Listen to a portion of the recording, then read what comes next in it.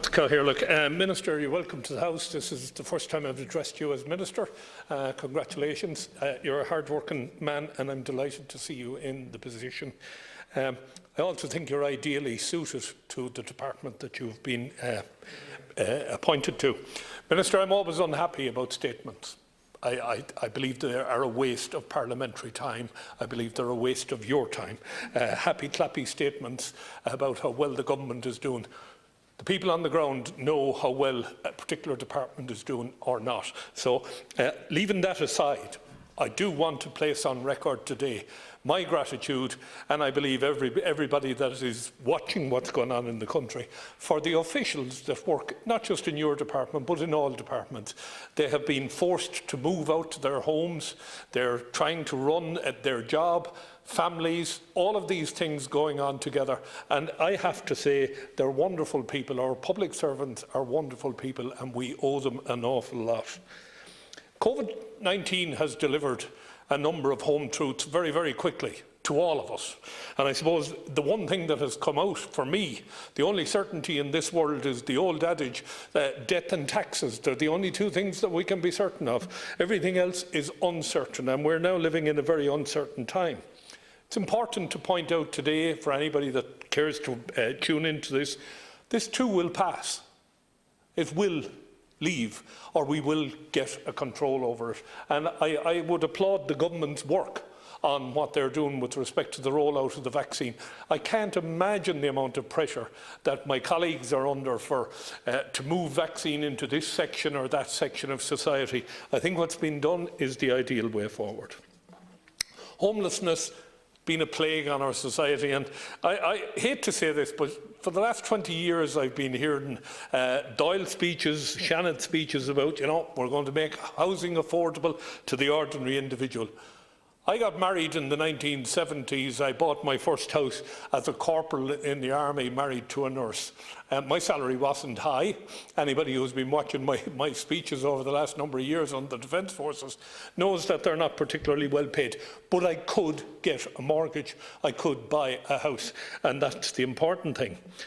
I am really pleased at the success you've had in reducing homelessness and moving people from the hotels into a more, shall we say, a more permanent type of setting. But I wonder, when I see the numbers, Minister, is it just the animal instincts of capitalism that have kicked in, and the Airbnb people have nowhere else to go with their accommodation other than to start renting it out? And I think I was looking in the Irish Times, and Fiona Redden makes the point that just notwithstanding regulations that have been put in place with respect to Airbnb, there are loopholes there, like, for example, the 14-day let or the summer let or letting to corporate entities. She's also pointed out that if you're running an Airbnb for more than 7 years, the chances of being able to actually retrospectively stop you or to stop you going forward are probably very slim. Minister, you have an ideal opportunity now, while Airbnb is on its knees, to bring in more stringent regulations to ensure that the housing stock we have in the country is there for the people of the country, and the animal instincts of capitalism can step back just a little bit and allow the ordinary Joe to get homed.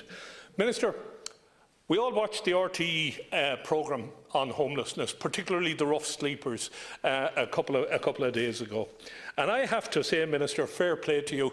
You came out on that programme, you took responsibility for the issues that we saw, specifically with respect to a number of individuals who weren't from Dublin, who found themselves in Dublin, or who had come to Dublin and couldn't get accommodation. And you issued a directive, and for the most part it is working. But I have to say to you, this afternoon, speaking to Father Peter McVerry, he was actually saying things were working pretty well. We finished our conversation, and as soon as we finished the conversation, he was back on the phone to me to tell me about a young woman with a child under 1 year of age who had contacted homeless services in Dublin to say that she needed a home, and the response came back, she wasn't on the housing list, so they couldn't do anything for her. Now, I know Peter was taking care of that, and I assume it will be resolved. But I would assume this is some official somewhere where the word hasn't come down that the Minister said if somebody needs a home, they get a home.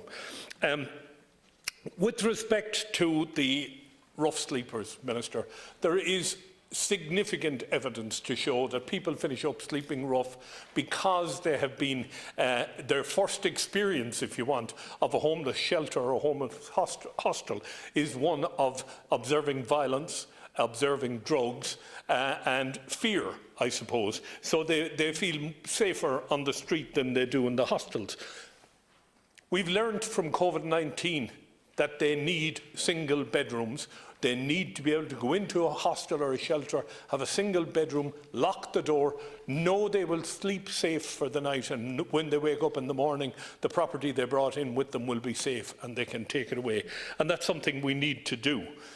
With respect to those who are providing sheltered accommodation or hostels, not all of them are up to the standard that I know you would like, because I've seen you speak in the Seanad on this many years ago, and I've seen you speak in the Dáil. Single room accommodation is the only way forward, but we need independent inspections. We need somebody like HICWA to go in and inspect these hostels, whether it's not just by day but by night also. I want to take a second to compliment Councillor Anthony Flynn, who's out there on the ground all of the time working in the homeless area, who's constantly bringing issues for the vulnerable to our attention. And in the short time I've left, Minister, I want to talk about affordable housing. It's another thing we constantly hear about, affordable housing. There is no affordable housing in Dublin if apartments are costing somewhere around about 430 grand, where a couple have to find a deposit of about 112,000 before they can even enter the market. We have to find a way with couples, young couples. I have a daughter myself who's renting accommodation, who are paying between 1,800 and 2,000 a month, some of them as high as 2,600. On combined salaries of maybe somewhere between 70 and 100,000. They're never going to buy a house. They're never going to get a mortgage. They're never, ever, ever going to get into the housing market. And Minister, we have to find a way of offsetting the rent they have paid as a recognition of their ability to pay a mortgage going forward. And I think I've spoken to you before on this, and I think it's something you're very much into. So, Minister, with the short couple of seconds I've left, I'd implore you to start looking at how we get people back into buying their own houses in the private sector. We get county councils to start building houses like they did in the 1950s and 60s. And that was something Fianna Fáil always did, going back when I was a young fellow watching some of the work in Galway down through the years. I'd like to see us go back to those days. There are too many housing agencies. There are too many housing agencies in the country, all with chief executives, all with finance officers. Some of them do a fantastic job.